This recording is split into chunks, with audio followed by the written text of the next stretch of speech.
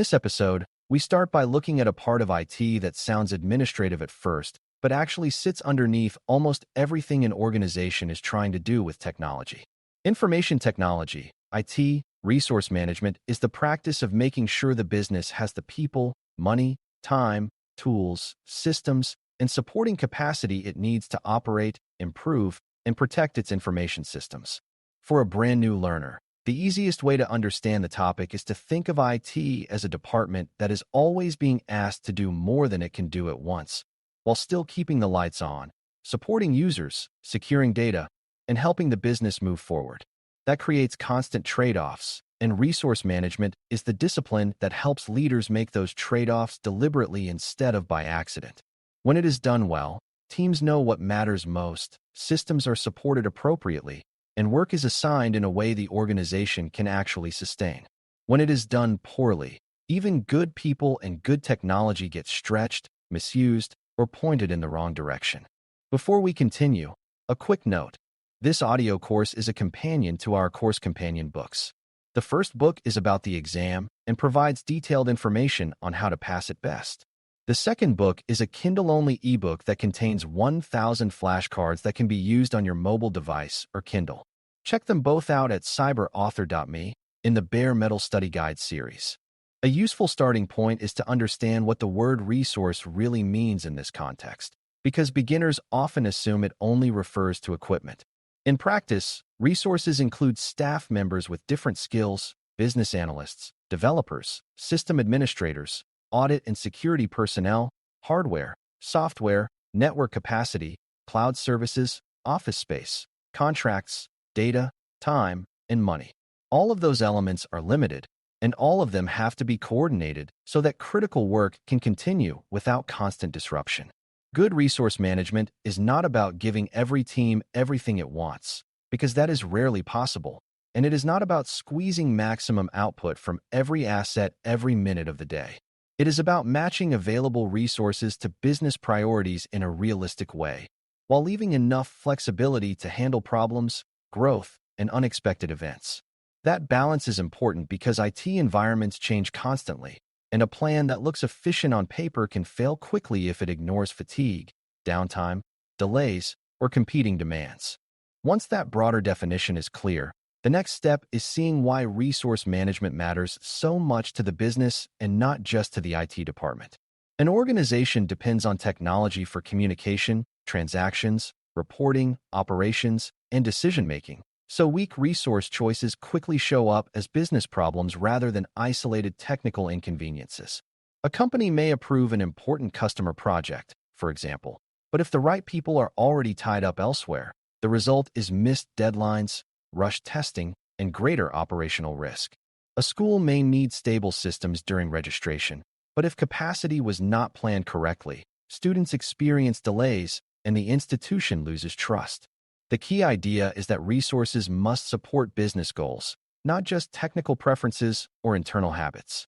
This is why mature organizations try to connect resource decisions to strategy, service delivery, risk, and expected outcomes.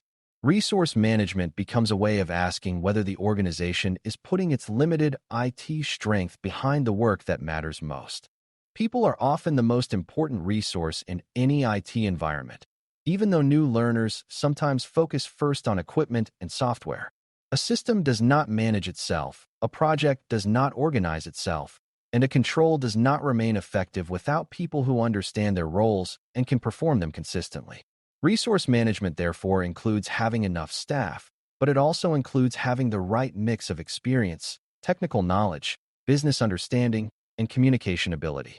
A team made up entirely of beginners may struggle even if headcount looks acceptable, while a team with only one expert on a critical platform creates dangerous dependence on a single person.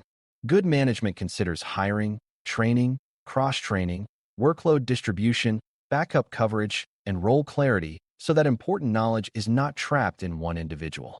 It also pays attention to burnout, because exhausted staff members make mistakes, delay work, and often leave at the worst possible moment. In that sense, managing people well is not just a human concern, but also a control and continuity concern.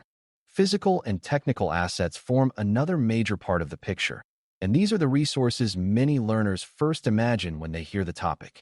Servers, laptops, databases, software licenses, network devices, storage platforms, security tools, collaboration systems, and cloud subscriptions all require planning, funding, maintenance, and eventual replacement. Resource management means knowing what exists, what condition it is in, how heavily it is used, what supports it, and whether it still fits the organization's needs. An underpowered environment can slow business operations and create reliability issues, while an oversized environment can waste money that should have been spent elsewhere. Standardization also matters because every extra platform, version, or exception tends to increase support effort, training needs, and the chance of error. A company that keeps too many legacy systems alive without a clear reason often creates a heavy support burden that drains resources from more valuable work. Effective management of technical assets is therefore about visibility, lifecycle thinking, and discipline choices rather than simply buying more technology.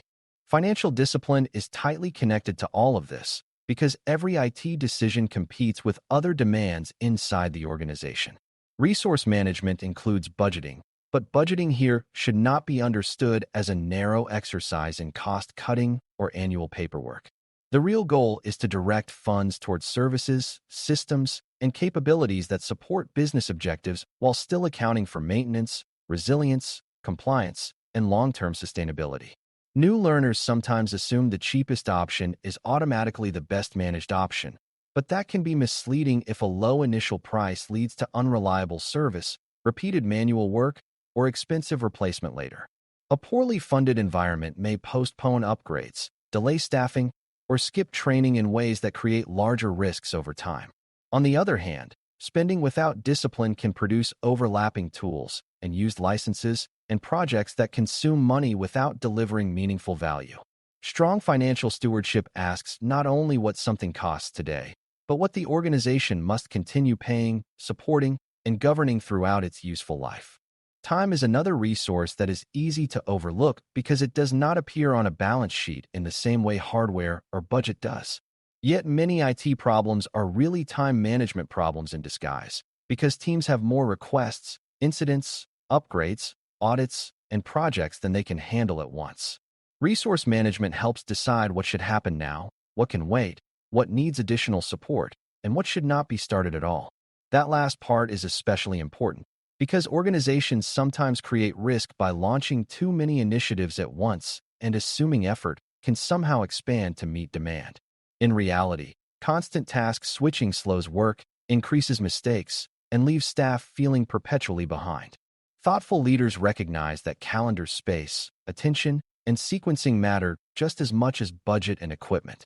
When an organization protects time for maintenance, testing, documentation, training, and recovery from incidents, it is managing a real resource instead of pretending every hour is available for new work.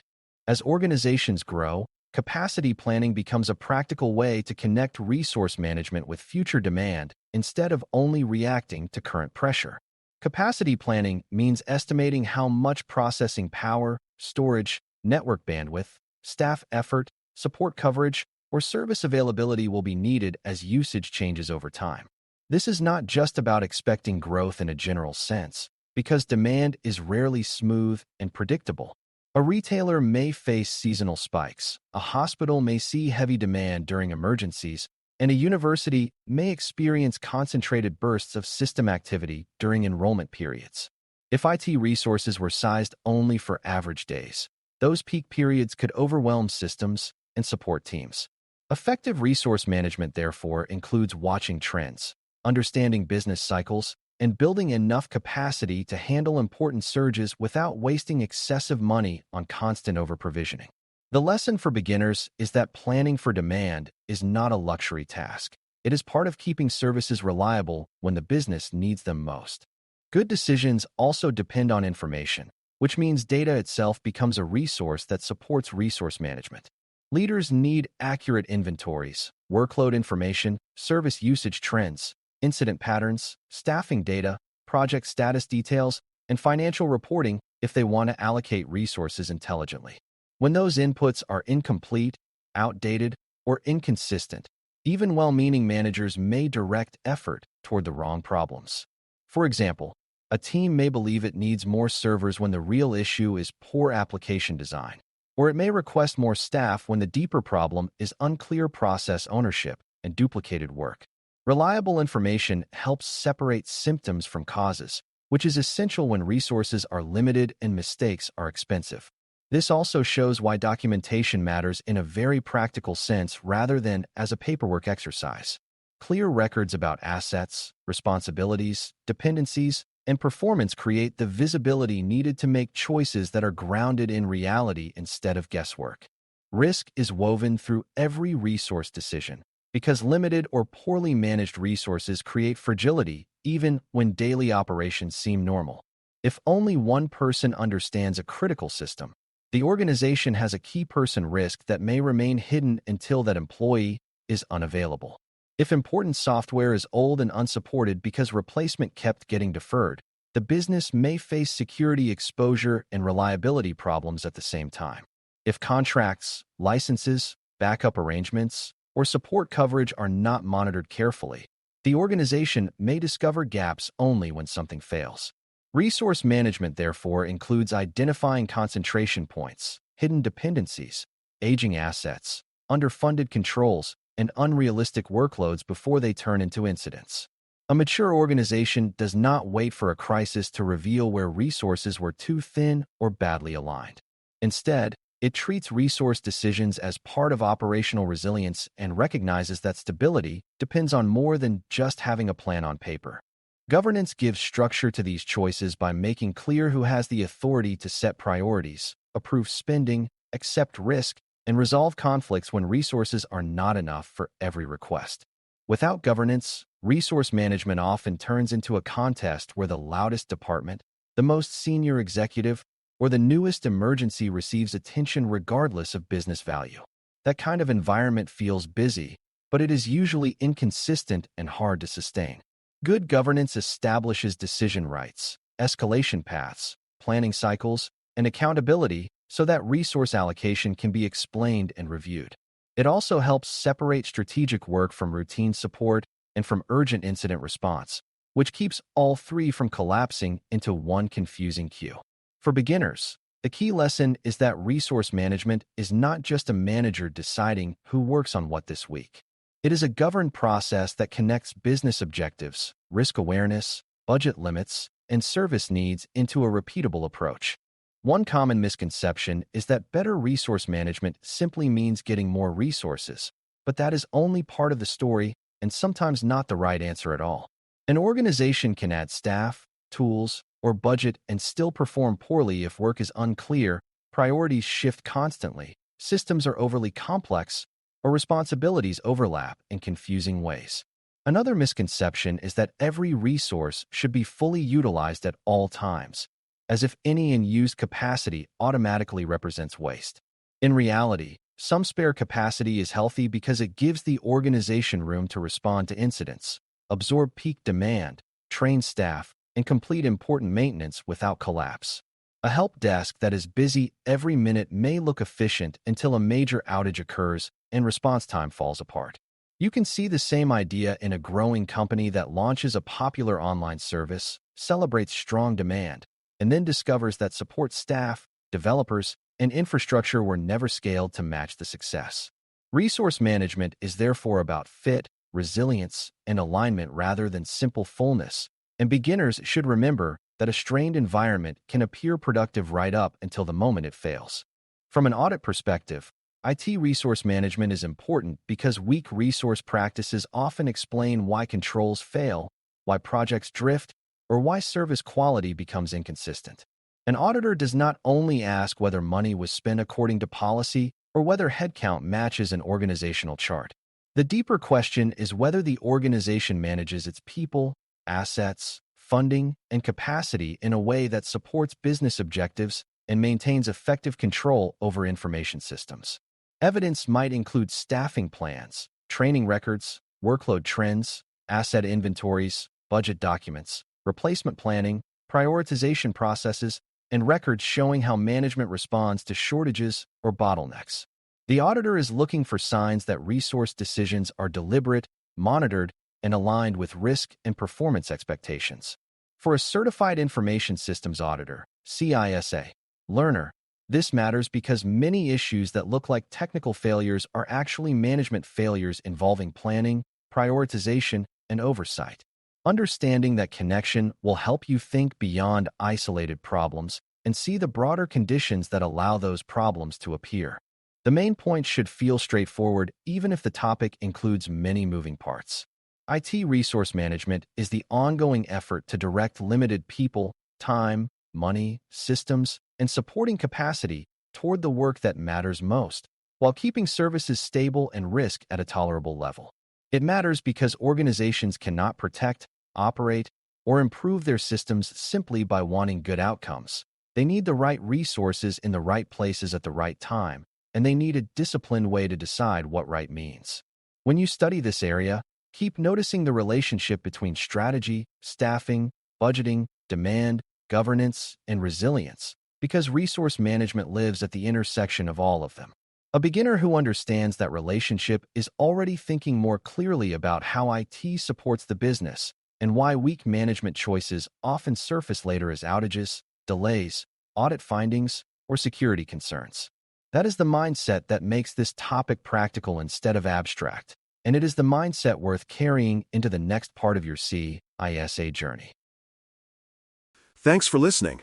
For more audio courses, daily newsletters, and more, please visit baremetalcyber.com.